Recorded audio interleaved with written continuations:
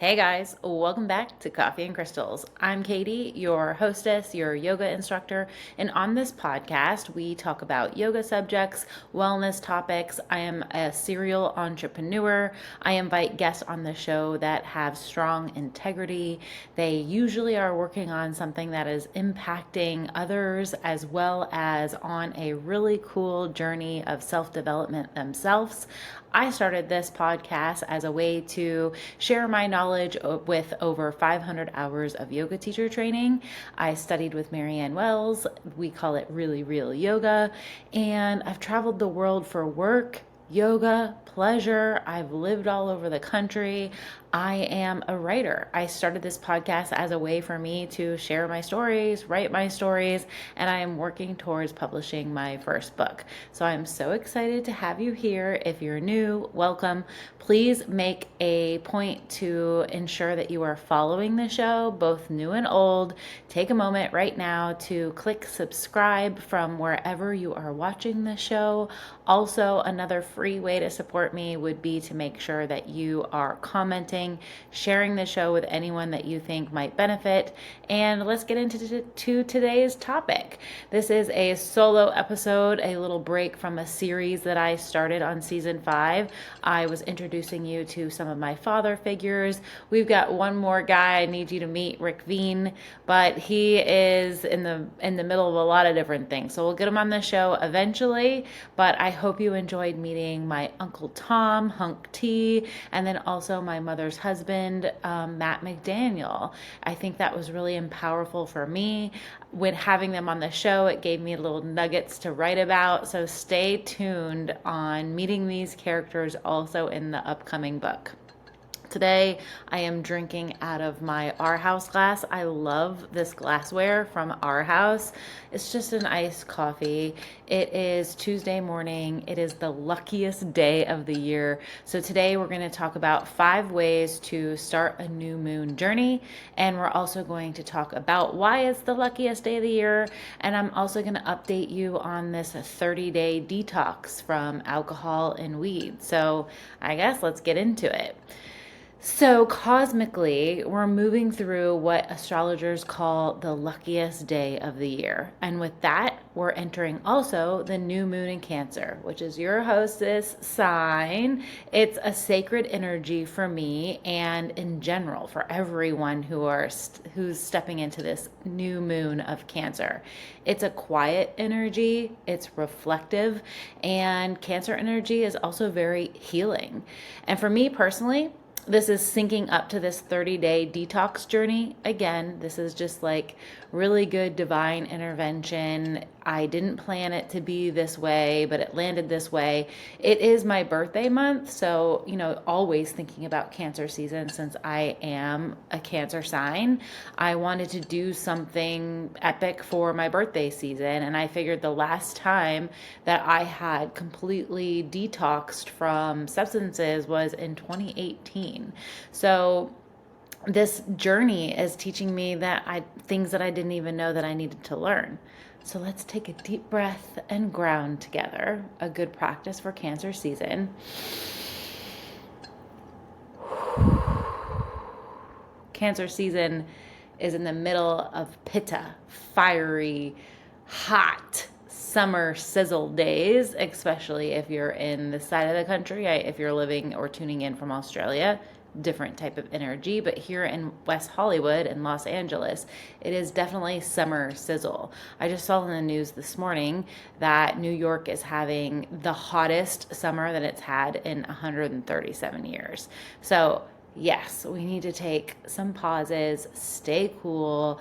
Pranayama with cooling breath would be helpful this time of year. And let's talk about this luck. Let's talk about the power of emotional healing and what happens when we stop numbing and we start feeling. So, what exactly is this luckiest day of the year? In astrology, it's when the sun and Jupiter, 2 of the most expansive, life-giving planets, come together in the sky. Whew, exciting. Jupiter is the planet of growth, abundance, optimism, and divine timing. The sun brings clarity, it identifies action, and together they are amplifying our intentions and they offer us a window to manifest really big things.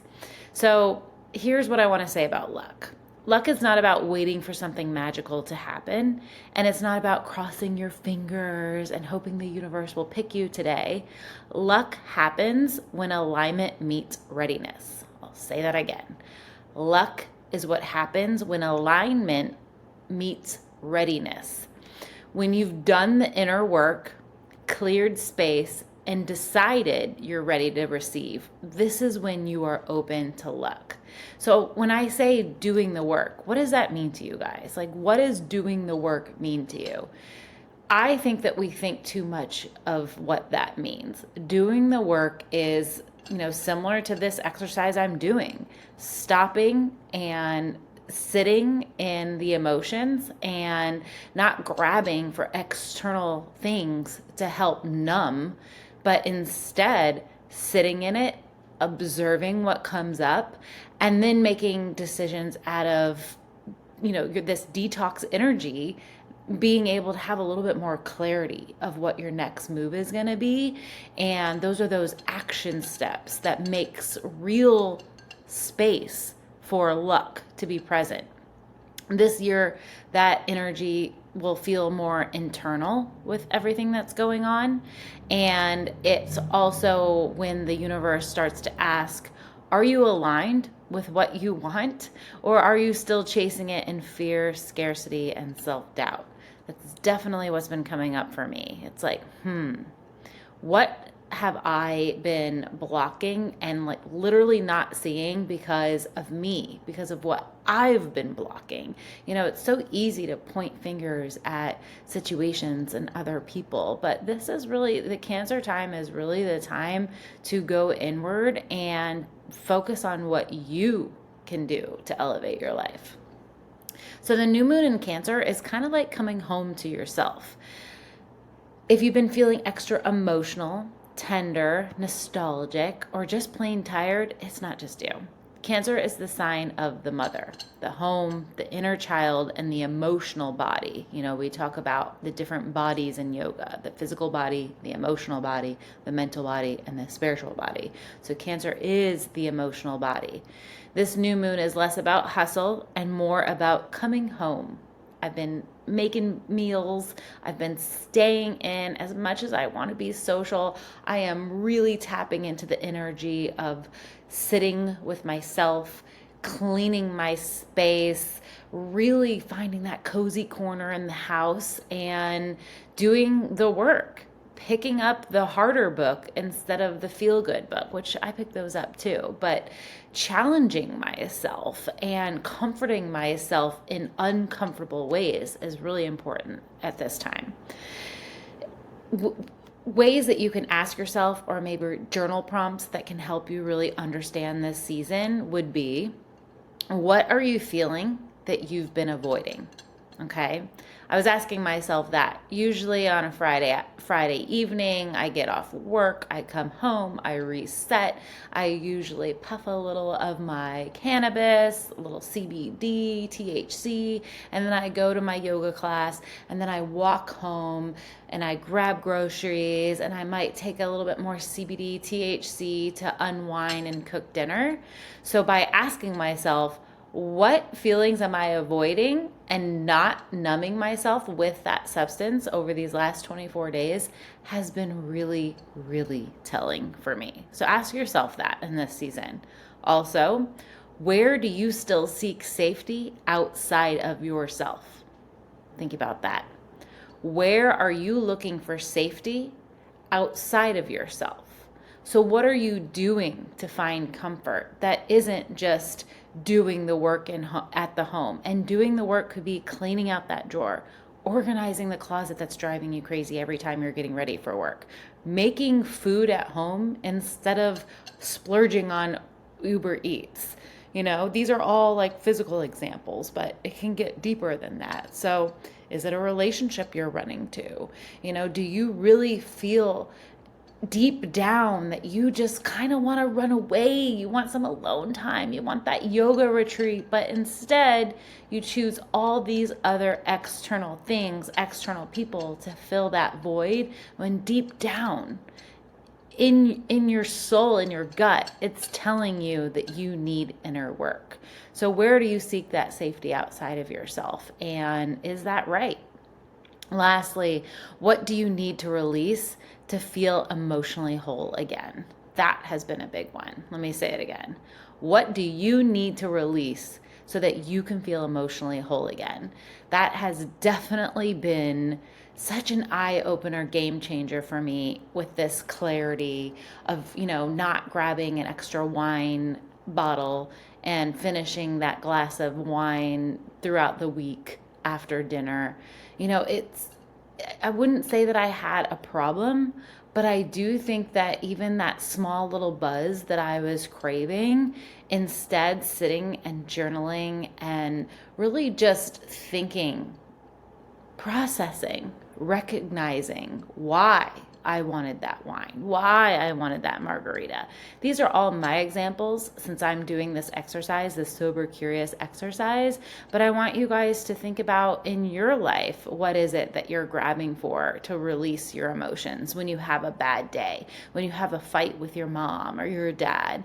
What is it that you're reaching for? Is it calling a friend and being toxic and talking about one another? Or is it going outside and going for a run, which is what I did one evening when I really wanted to go like to Chiconi's and grab a nice glass of wine and eat a big piece of pizza. But instead, I went for a run. And by the time that run was done, I was making a chicken salad and having something that actually really nurtured my body. So move your body, shake out what's emotionally controlling you, and really go inward this season. I challenge you that.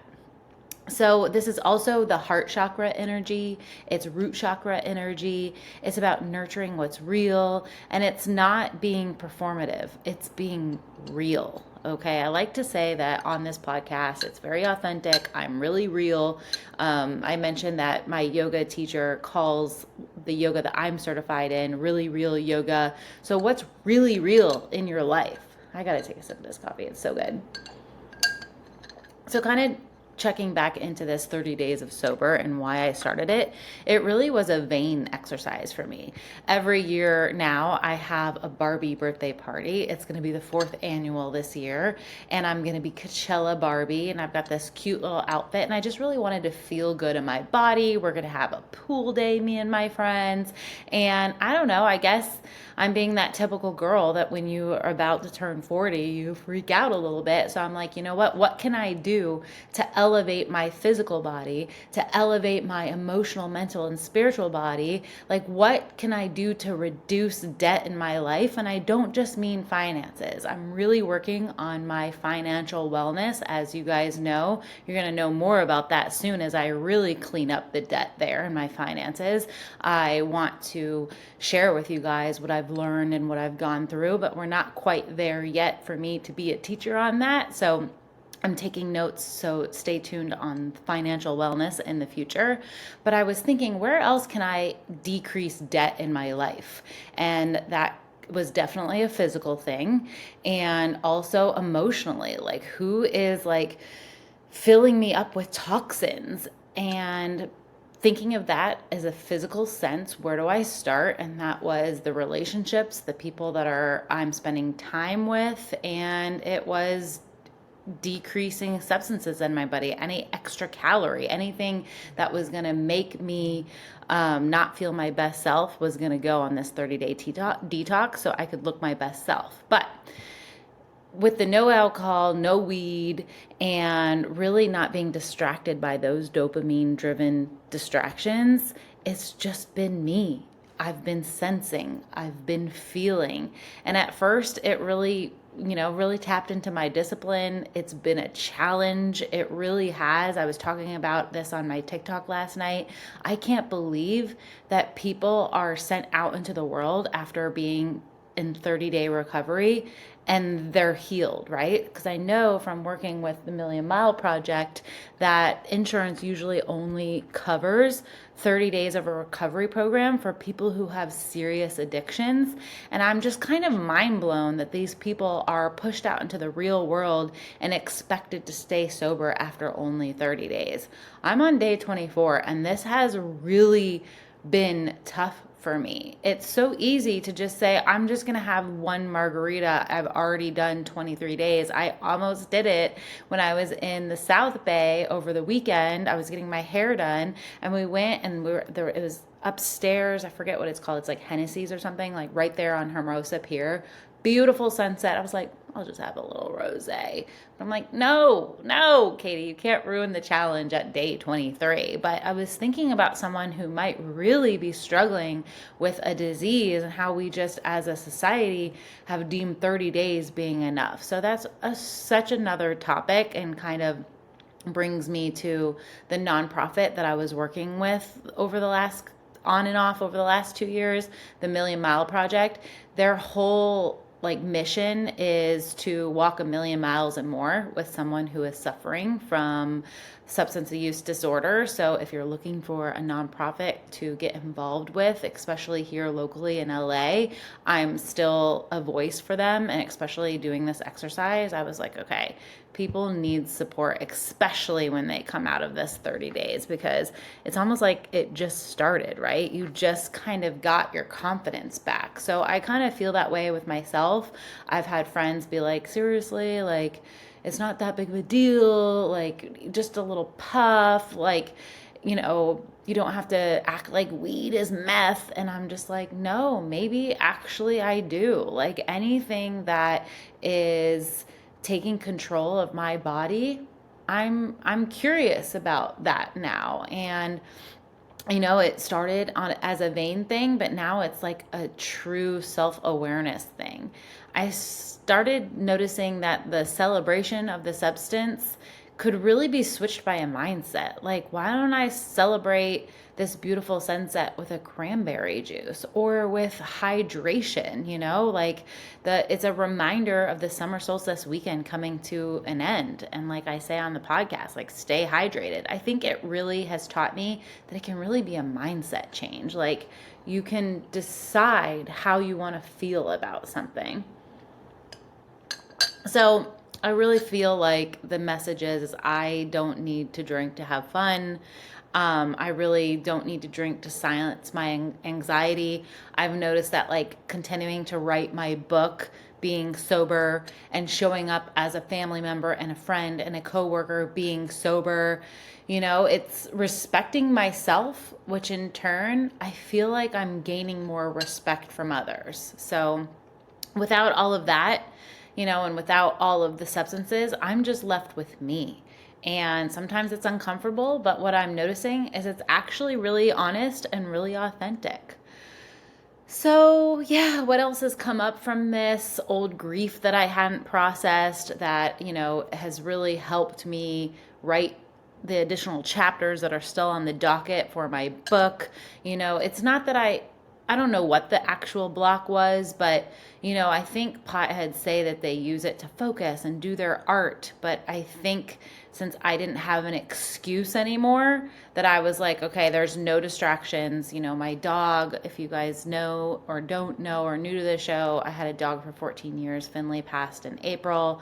Like, I'm sober. I don't have a dog to take out. I don't have kids. I'm single. Like, what's the excuse? So I almost feel like this soberness is motivating me to just like plummet through this writing and really start busting out these chapters so that I can make my personal goal to have my first rounds of edits being completed by end of July.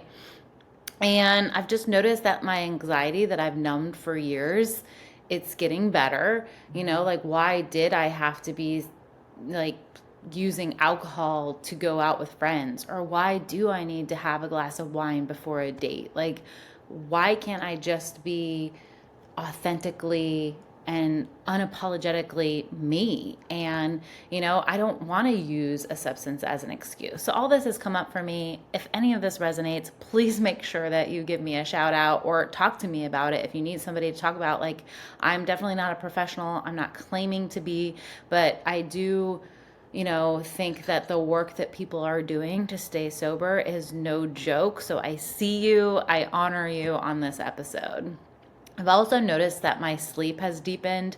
The dreams that I'm having has been really great content and prompts for writing. I had another dream last night that actually made me like wake up feeling really happy and excited. It was weird. Dreams are weird. It was like kind of like looked like it was staged in like a Disneyland, but it was at a dinner table. And what was different about this dream is every man that was sitting around the table was like a stranger. It wasn't anybody I knew, but in the dream I knew them. And I was sitting at the head of the table, and it just felt like every man wanted to talk to me.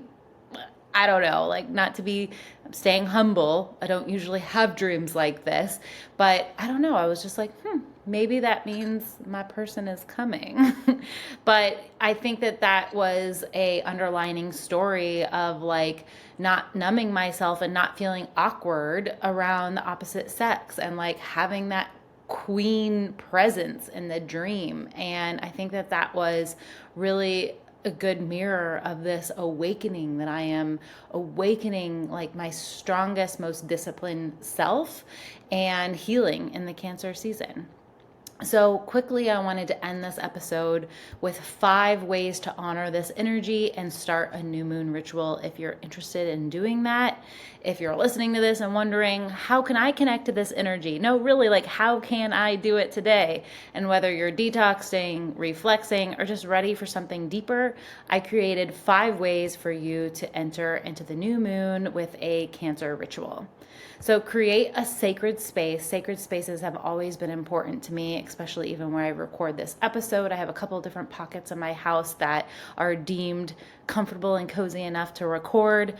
I have actually taken every space in my house to heart. I think it's important. Feng Shui, Chinese medicine talks about this. It's important to really take care of every corner of your house and have everything have intention, but start small, right? So create a sacred space, light a candle, turn down the noise, and surround yourself with things that feel safe, like blankets, tea, soft music. Let this space feel like a hug. Cancer energy is maternal, and the ritual should really feel nurturing and warm. Journaling, journaling, journaling, journaling. Obviously, a writer is telling you this, but you do not have to be a writer to journal and have this practice and this ritual into your life. Ask yourself this week and on the luckiest day of the year and on the new moon tomorrow, the 25th, what am I emotionally ready to release? What old story is still living in my nervous system? What kind of emotional safety do I want to build in this next chapter? Don't overthink it, just write, okay? Let the pen move, let it be messy, let it be honest, and if something doesn't come up, let that be the lesson. Take a cleansing bath or shower. Water is the element of Cancer. A salt bath is incredibly powerful right now. I like Epsom salt baths. I'm going to take one tonight. I'm already craving it. I wanted to take one this morning, but I ran out of time. Soak. Imagine the heaviness leaving your body. Literally, while you're soaking in the bath, imagine absorbing your fear, your doubt, and all your old energy, and really coming out of that bath, returning into a calm, clear self. I love baths. It's funny because I was writing a chapter about how much I didn't like baths as a little girl, but my grandmother literally forced us into the bathtub, and we would scream and scream and scream like, Granny, get out now. And I swear she would just like ignore us and leave us in the bath like a babysitter. But thinking back, it's like she was forcing her Cancer grandchildren to sit in the bath, sit with it, sit with the discomfort, right? Number 4, I want you to speak your intentions out loud. Obviously, this podcast is a way that I'm speaking my truth with you guys, but this is important. Speaking your desires out loud helps move them into the mind and into the body, right? So if it's in the mirror, I always see Mel Robbins talking about that. Like some of the 5 things she does in the morning is she like talks to herself in the mirror with confidence. But if that works for you, that works for you. Maybe it's mantra in your meditation, like saying things like, I am safe in my truth. I feel my feelings and let them move through me.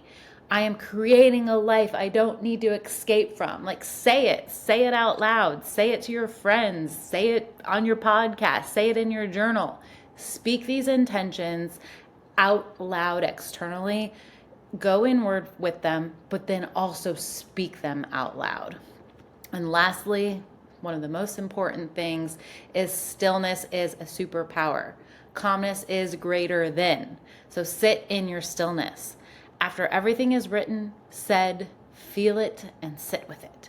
Put one hand on your heart, okay? It's Cancer season, heart chakra season, and the other hand on your belly, and breathe. Intentionally breathe what you have written down. You don't have to do anything else. That ritual is complete. Trust your seeds that you are planting. Trust yourself so that others can trust you too. And sit in that stillness, okay? That's the real yoga.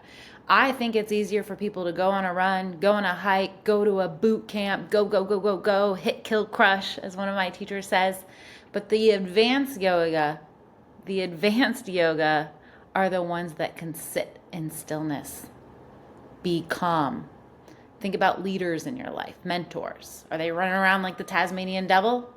Or are they meeting you with calm, with stillness, listening with their 2 ears for speaking, and speaking? So sit in your stillness and trust yourself. So this journey of detoxing, feeling, returning to myself, it hasn't been easy, but it's been necessary. Because sometimes to find clarity, you gotta face the fog. So stay whole, stay awake, and stay grounded this season. This version of you is no longer running. You are rooting in the Cancer new moon energy. And if you're working on your new healing, if you're working on a new fresh start, it's the luckiest day of the year. So lean into that energy, believe it, trust it, believe in yourself, believe in your goals. You're not behind, you're not broken, you're just in the process of becoming. Thank you so much for coming to the show today. I am so blessed to have this community. I am so excited about Cancer season. My best friend Mark is flying into LA this weekend. He's got a show. He is filming Hot Tub Games, his new show, and he has rented out the Abbey. So on Monday, the 30th, the last day of Pride Month, if you are around, come by for the free filming, see what it's all about. It will be at 4 p.m. He's got a really cool lineup. Then after that, I'm having my LA Barbie party that I was talking about. And then later in the month, I'm having a second Barbie party this year with my friends and family in New York. I'm excited to get to the Northeast, see the lightning bugs, see my family, my aunt, my sister, my grandmother. My Nan and I really caught up this last couple of weeks. And I'm just excited to, speaking of grounding, family and good friends that you can trust, it's a big part of that. So I'm soaking up those vibes in this Cancer season myself. So I'll be tuning in and sharing a little recap of that. But until then, guys, stay hydrated and have a great rest of your week. I love you.